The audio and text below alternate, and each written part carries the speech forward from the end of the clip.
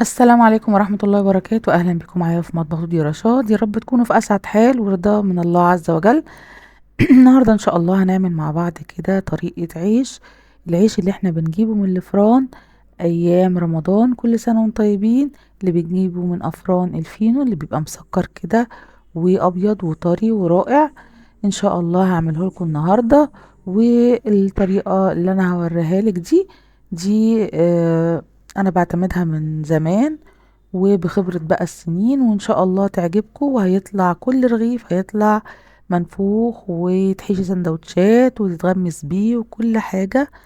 ان شاء الله الفيديو عجبكم حبايبي. حبايبي اللي لسه ما نورنيش بالاشتراك يا ريت ينورني بقى بالاشتراك ولايك للفيديو، وكمان تفعيل الجرس عشان يجيلكوا كل الفيديوهات الجديدة.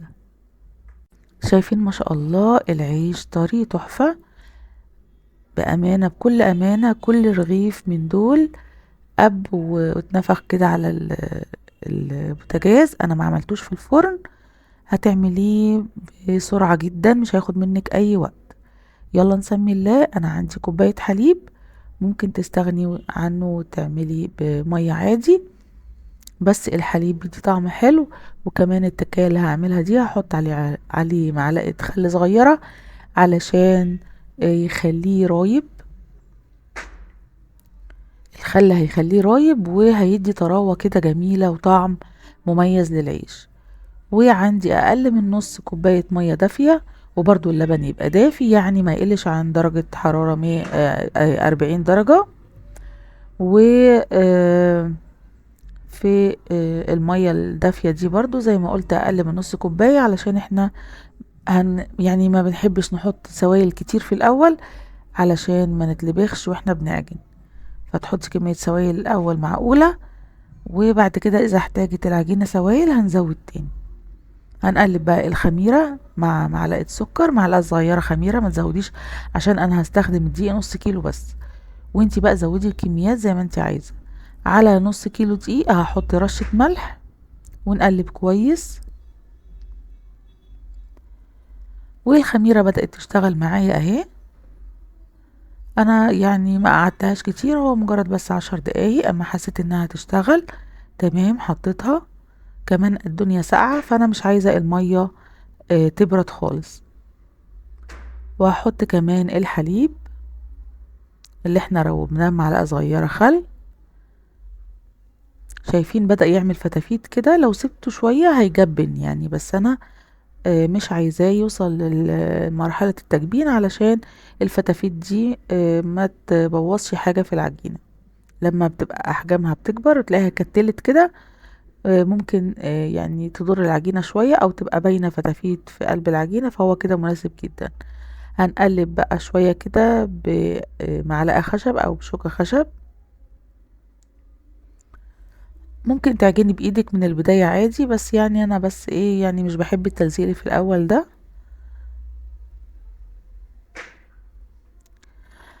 هبدأ بقى اكمل عجن لغاية اما العجينة تشرب السوائل خالص. اهم حاجة مرحلة العجن دي لازم تبقى فترة طويلة علشان تطلع منك العجينة كويسة والجلوتين يشتغل وتدي مطاطية كده، والعيش ما يطلعش مفرول. انا حسيت انها ناشفة شوية فزودت معلقة كبيرة مية دافية برضو. هنحاول بقى نلم العجينة، مجرد ما الطبق يبدأ ينضف والحاجات الملزقة دي تروح، يبقى كده العجينة قربت تبقى تمام. شايفين هي فيها شوية مسام بس عشان الخميرة بدأت تشتغل. هنسيبها بقى تخمر. ممكن تدفي الفرن وتحطيها في الفرن يعني لمدة نص ساعة. وممكن تجيبي طبق زي حمام مية سخنة كده أو مية دافية، طبق تحتيها. الكلام ده لو الدنيا ساقعة، مية دافية، وتحطي الطبق اللي فيه العجينة في قلب المية الدافية لغاية برضو ما تخمر وحجمها يتضاعف. شايفين ما شاء الله حجمها بقى الضعف تقريبا. هناخدها بقى نفردها على دقيق، فردة صغنونة كده، وبعد كده هنقطعها حسب العدد اللي انت حباه. انا هعمل 8 ارغفة كبار، عايزة تقسمي اكتر من كده براحتك خالص.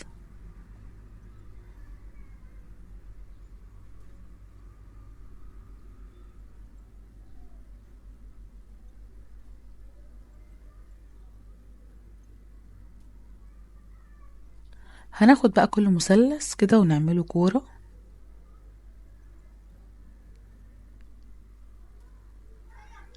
وهنسيب الكور العجينة دي ترتاح يعني لمدة 10 دقايق وتكون متغطية. العجينة لما ترتاح هتتفرد معاكي كويس، وكمان التسوية بتاعتها هتبقى ممتازة.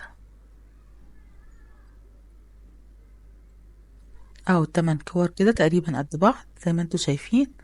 انا اغطيها ببلاستيك، وبعد 10 دقايق نبدأ نشتغل تاني. هناخد اول واحدة عملناها دي هنبدأ بيها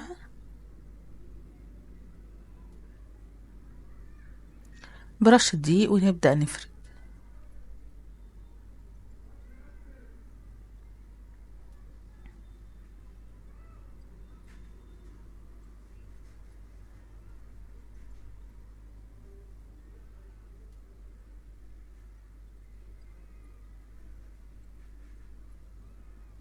هنسيبها بقى ترتاح برضو بعد الفردة الأولانية دي، هنسيبها ترتاح متغطية بقماشة.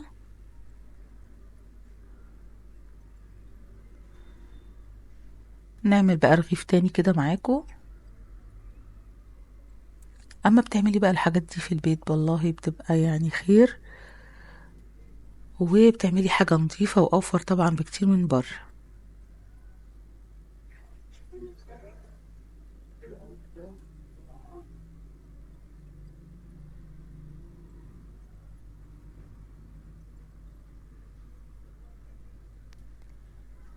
وادي بقى تاني رغيف،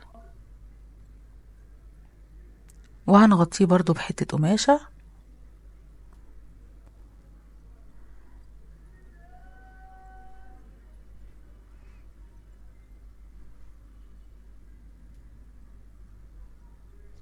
كل بقى الرغيفة تعمليها بنفس الحكاية. دول 4 كده عملتهم في الأول، هخبزهم علشان لما العجينة بترتاح زيادة عن اللزوم بتلزق متبقاش ظريفة. يا دوبك بس كده عملت ال4، ارتاحوا 5 دقايق، وهبدأ بقى اروح على البوتاجاز علشان اسويه. هاخد بقى اول رغيف ارتاح هنفرده فردة بسيطة تانية.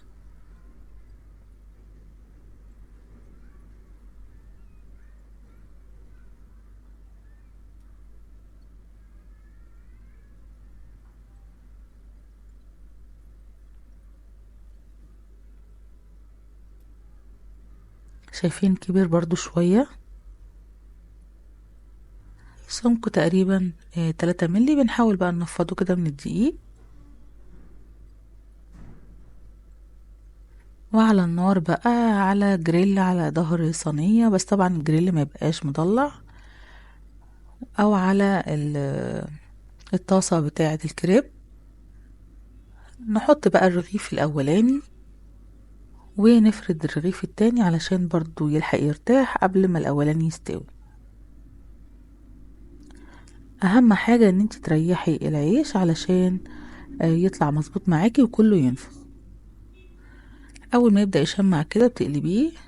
يستحسن بقى تقلبيه بحاجة عشان انا بصراحة صوابعي اتشعوطت. شايفين ما شاء الله بدأ يتنفخ اهو.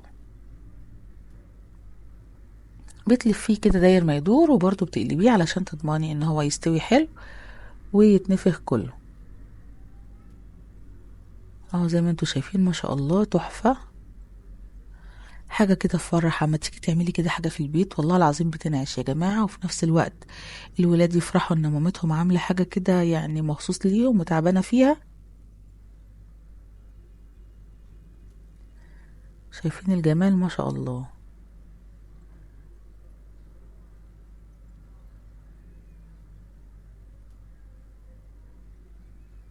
اما تلاقي بقى حتة فيها بخار كده اوعي تحطي ايدك عندها عشان بتبقى سخنة جدا.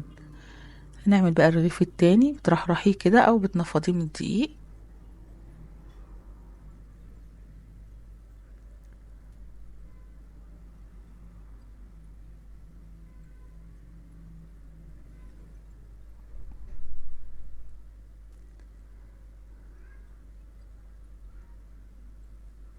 بتسويه على نار متوسطة عشان تضمني ان هو يبقى مستوي، وفي نفس الوقت ما يتلسعش، ويبقى التسوية بتاعته مظبوطة جدا.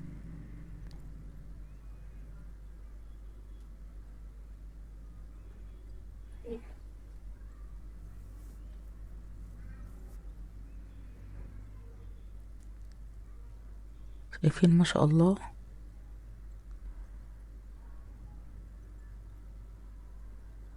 هيبدأ يتنفخ اهو.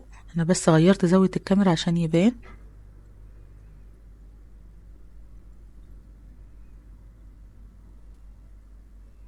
حاجة كده بصراحة انا بتبسط جدا اما كل رغيف يتنفخ، ببقى مستنية اللحظة الجميلة دي بصراحة.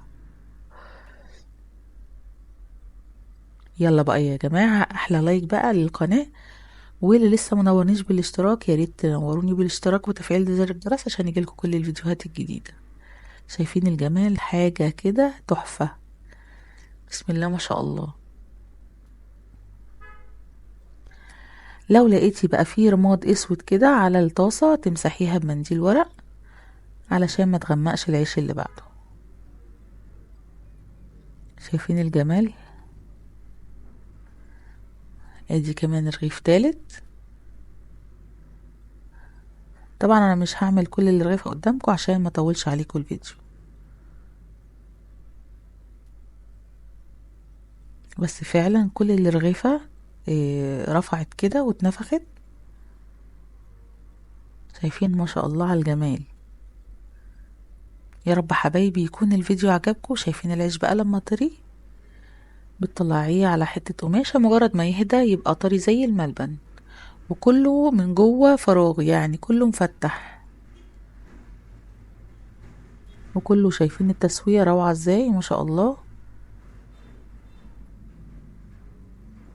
يعني بتخميره بكله خد ساعة، هو بس عشان التخمير هو اللي بياخد وقت شوية، بس اوام اوام عملت ما شاء الله كمية الحلوة دي. ومن نص كيلو بس دقيق. الرغيف ده ممكن تعملي حتى 3 رغيفة منه، يعني شايفين ما شاء الله كبير وجميل ازاي. يا رب يكون الفيديو عجبكم، واشوفكم في فيديوهات تاني قريب ان شاء الله. شكرا لكم حبايبي، والسلام عليكم ورحمة الله وبركاته.